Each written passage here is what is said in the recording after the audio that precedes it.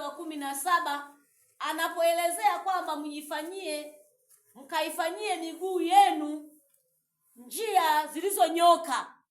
Maana yake katika wokovu unatakiwa kuona kwamba unaifanya miguu yako ikae katika njia iliyonyoka. Katika wokovu wako ukae katika njia iliyonyoka. Umfanyie Mungu miguu yako iliyonyoka. Tunaona hata katika kile kitabu cha Mathayo anaeleza kwamba unapokuwa katika hali ya unyofu basi unakuwa heri. Kama anavyosema katika Mathayo 5 mstari ule wa 8, heri wenye moyo safi. Maana yake ukiwa umenyoka kama anavyoeleza katika kitabu kile cha Waebrania 12:13, ukiwa umenyoka basi na moyo wako utakuwa umenyoka, utakuwa safi, unaitwa heri. Tunaona hata katika kitabu kile cha Mithali tulijifunza asubuhi kwamba kinaelezea kwamba mtu anayekuwa mnyofu basi anampenda Mungu. Maana na Mungu anawapenda wale wampendao, na wale wanaokuwa na unyofu wanakuwa na bidii ya kuutafuta uso wa Bwana. Bwana Yesu asifiwe sana. Tunajifunza kitu tena hata katika kile kitabu cha Mhubiri. Mhubiri ameeleza kitu pale kwamba unapoingia nyumbani mwa Bwana unatakiwa uhakikishe miguu yako inakuwa misafi. Jitunze mguu wako uingiapo nyumbani mwa Bwana.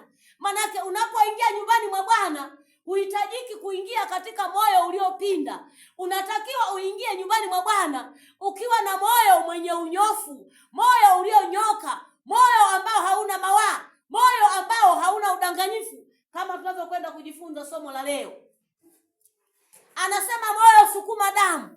Tuone manake huu moyo sukuma damu, moyo huu huwa unajaa udanganyifu, na ndio maana unakuta kwamba miguu yako inakaa katika hali ya kupinda, kwa sababu umekuwa na moyo uliopinda. Huwezi kuwa umenyoka sehemu, lazima utakuwa umepinda kila mahali. Ili tusipinde, tunatakiwa tuangalie moyo usiwe mdanganyifu. Anasema moyo ni mdanganyifu, una ugonjwa wa kufisha. Manake moyo unadanganya. Kama tulivyojifunza asubuhi, tunaona kwamba tunatakiwa kuinyosha miguu yetu inyoke katika njia za Bwana. Basi hata moyo pia tunatakiwa tuunyoshe ukae katika njia iliyonyoka mbele za Mungu, kwa sababu ukiusikiliza moyo una ugonjwa wa kufisha. Maana unasema kanywa kidogo, maana unasema kaibe kidogo, maana unasema kazini kidogo, maana unasema uongo kidogo, maana unasema sengenya kidogo, maana unasema chukia kidogo, maana unasema tukana kidogo, maana unasema iba kidogo, maana unasema vuta bangi kidogo, maana kunywa madawa kulevya kidogo. Kwa hiyo moyo unafanya mambo ambayo ni ajabu.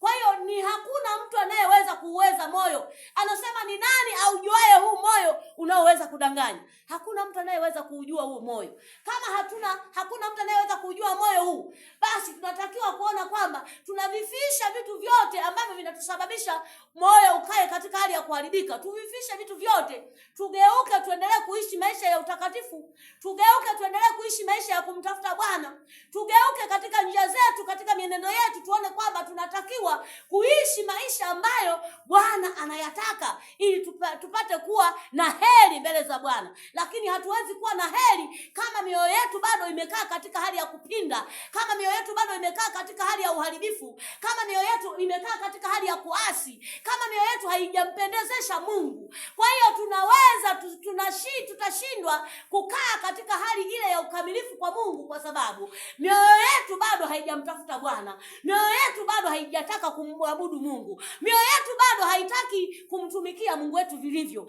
Mioyo yetu hatujajitoa kilivyo. Maana yake tunajitoa nusu. Sasa hatutakiwi kujitoa nusu. Tunatakiwa tuhakikishe tunajitoa kikweli kweli mbele za Bwana. Bwana Yesu asifiwe sana. Hebu soma Yeremia 17:9 mpaka 11.